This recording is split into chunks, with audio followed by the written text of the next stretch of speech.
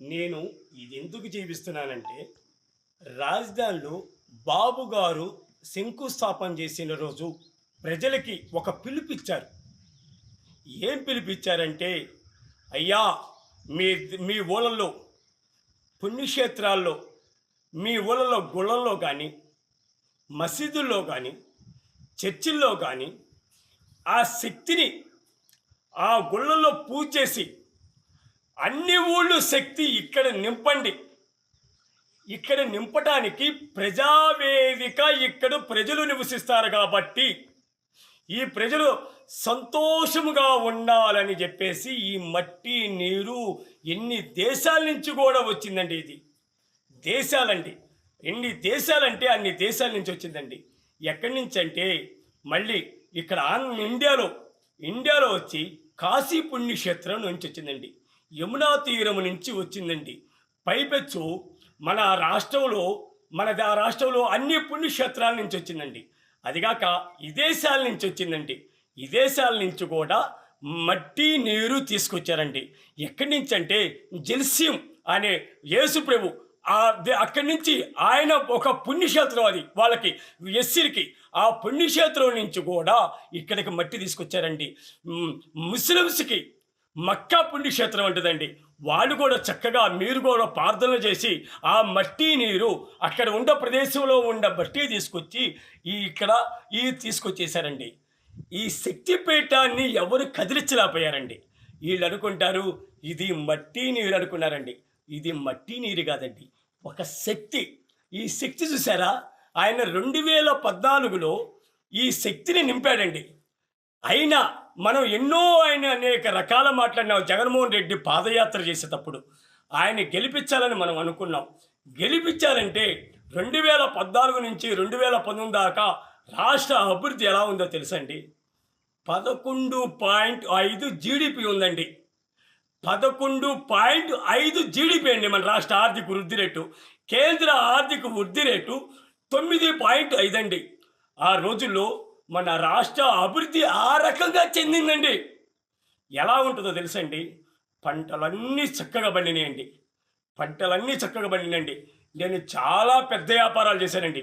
కొన్ని లక్షల మందితో నేను తిరుగుతానండి. ఎవరు నాకు ఏ సమాధానం చెప్పలేకపోయారండి. రైతులు చక్కని పంటలు పండినాయి. పంట ఆ రోజు మన జిఎస్టీ ఎంత వచ్చింది, మన పంటలు ఎంత పండినాయి, పక్క రాష్ట్రాల పంటలు ఎంత పండినాయి, మన దగ్గర డేటా ఉంది.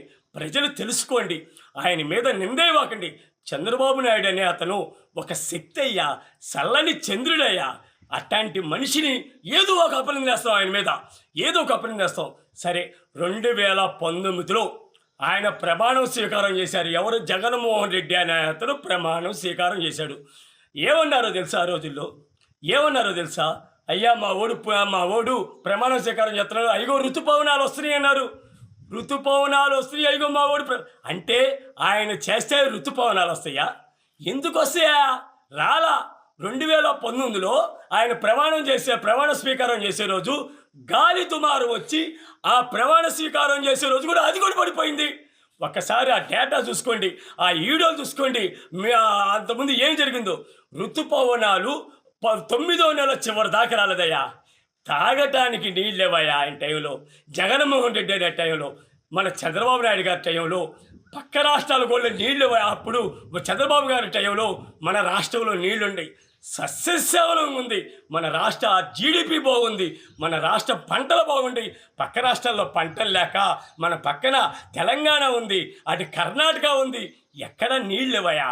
ఎందుకంటే మన రాష్ట్రంలో నీళ్లు సస్యశ్యామలంగా ఉండి అందరికీ నీళ్ళు ఇచ్చాడు. పక్క రాష్ట్రాల్లో ఆ రోజు నీళ్లు లేక హోటల్స్ ఆపుకున్నారు. తమిళనాడులో నీళ్లు లేక హోటల్స్ ఆపుకున్నారు రా నాయన.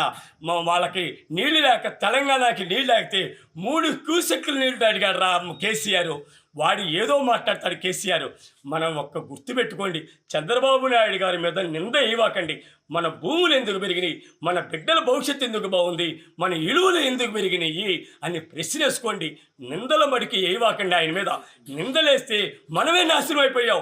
మన రాష్ట్ర ఆర్థిక వృద్ధి నాశపోయింది. ఇవాళ మన రాష్ట్రంలో ఎవరు నాశనం అయిపోయారు? మనమే నాశనం అయిపోయాం. నిందలేసావు, మనమే నాశనం అయిపోవు. ఎప్పుడైనా మంచిని పోషించండి, మంచిని బతికించండి. అప్పుడే మన జీవన విధానం మారిద్ది.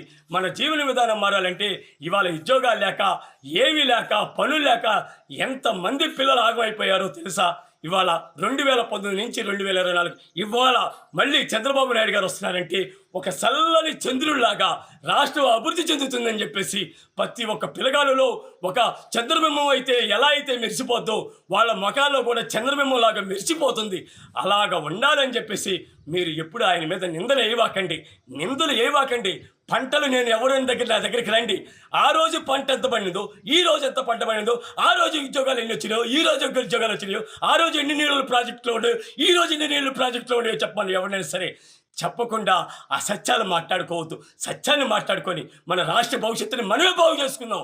మన అభినందనలేసి వాడి ఈడు అని నిందలు వేయొద్దు.